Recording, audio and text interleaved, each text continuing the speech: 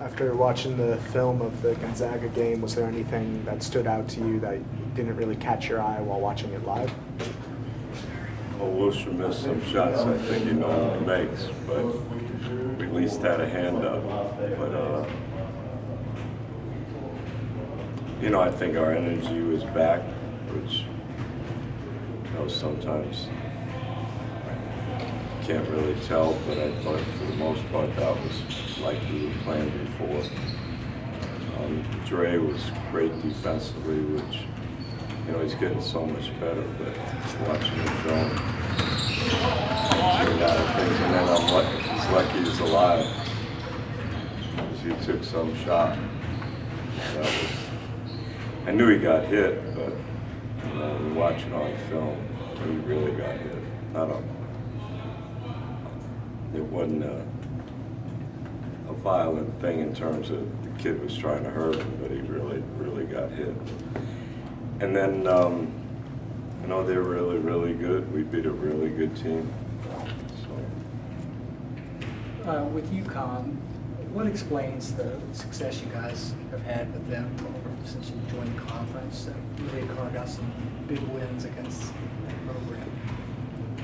Well, I mean, if you beat UConn, it's a big win. I don't care where or who you are, because they're that type of program. They have such a pedigree. But first game, we had all the stars lined up because it was our first game in Moody, and the environment was kind of incredible. And, you know, a lot of people were curious about Moody and how it looked, but I think everybody realized the type of program Connecticut is. And so I think they were really shocked that our kids were up for it.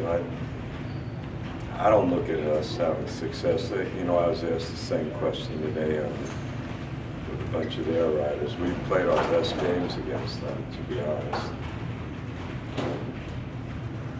And I think that's why we've been able to win sometimes. Even the game we lost at Hartford, you know, we played good. You know, Purvis just had an incredible game. I guess a lot has to do with their pedigree against you guys. Yeah, I mean, you know, we haven't done what UConn's done, obviously, but the fact that we've had a good year, and now we're faced with what UConn's faced every night, and I think, obviously, when we looked at our schedule and knowing we were going in the Big East, and then when it went down to the American Conference, when you play Louisville, Cincinnati, UConn, Memphis, you know, those are games that are easy to get up for. And when you consider that what UConn's done, you know, even with Kevin, they won a national championship. So I'm sure every time our kids see that game, that's a game that we're up for. You've been real critical of the NCAA last day or so. The what? Critical of the NCAA penalties. No, I'm not. I mean, are you kind of having second thoughts about that as the season's? No, you know, I've said the same thing over and over again. We did something wrong, and nobody's ever said we did. But you know, critical.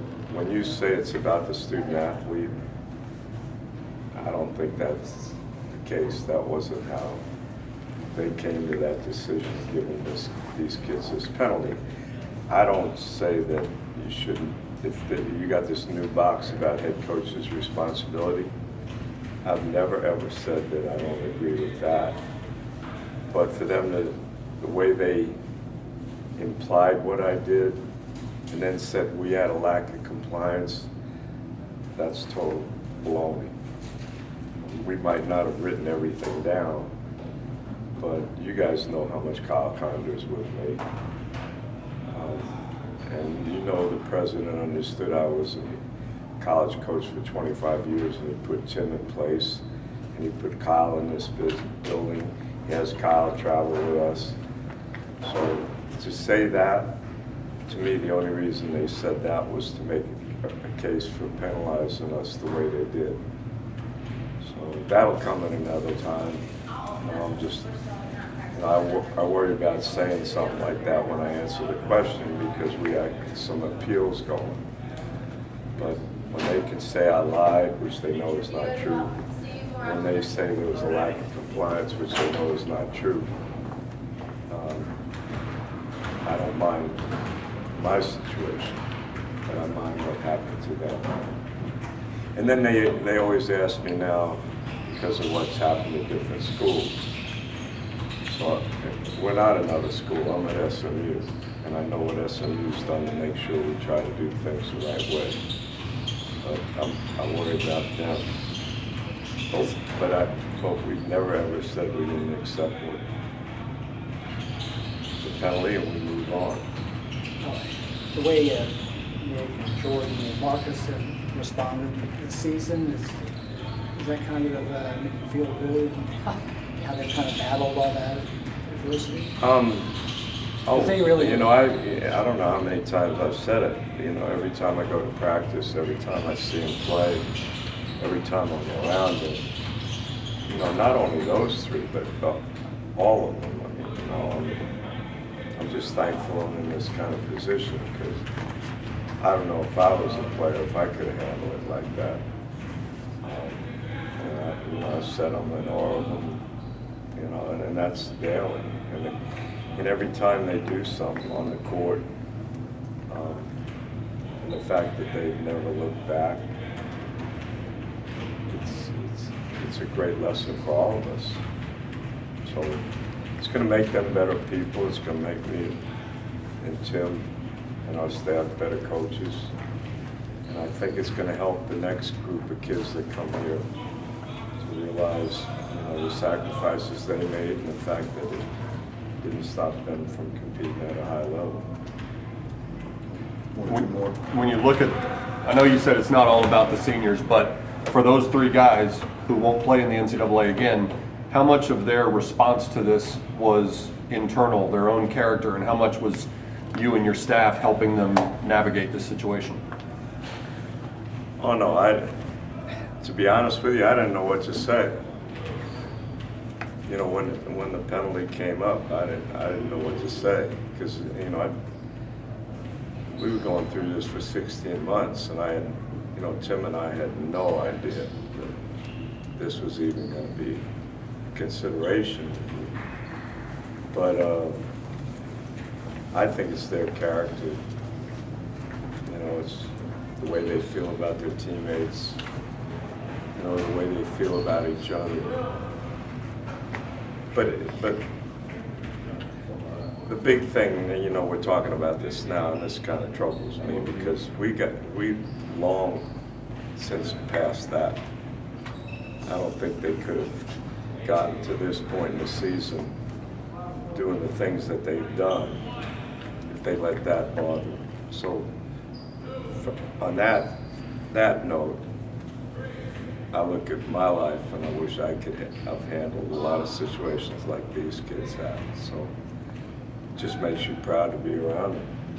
And we're not worrying about what we can't do, we're just worrying about what we can do. And the next game is to play well against Connecticut because we bounced back against a really good team. In an unbelievable atmosphere. And then the other thing is, when you say, how did I help get them through? I think the people in this community and the way they supported the kids really has been the most, I think the main reason why they've been able to do what they do. Because this community and the school, they've kind of embraced these kids, realize what they're missing, and have been unbelievably supportive. I think that's done more than anything Tim or myself could ever say. You've always said that you enjoy the practice part more than the games, specifically when you go against coaches like Kevin Ollie, with whom you have a good relationship. Do the unique circumstances of this season change at all your feeling about games against a friend like Kevin Ollie? No, I don't get anything out of playing against people like him that have impacted my life and that I care about. you know, like I say, I'm in awe of our players, but I'm in awe of him, what he's done, and how he's done it, the way he's done it. You know, just like I told you guys about Alan being nominated for the Hall of Fame. And, you know, those are things that I think make you feel good about coaching. But to shake hands with him before a game is great. After the game, that's a miserable experience. Anything else?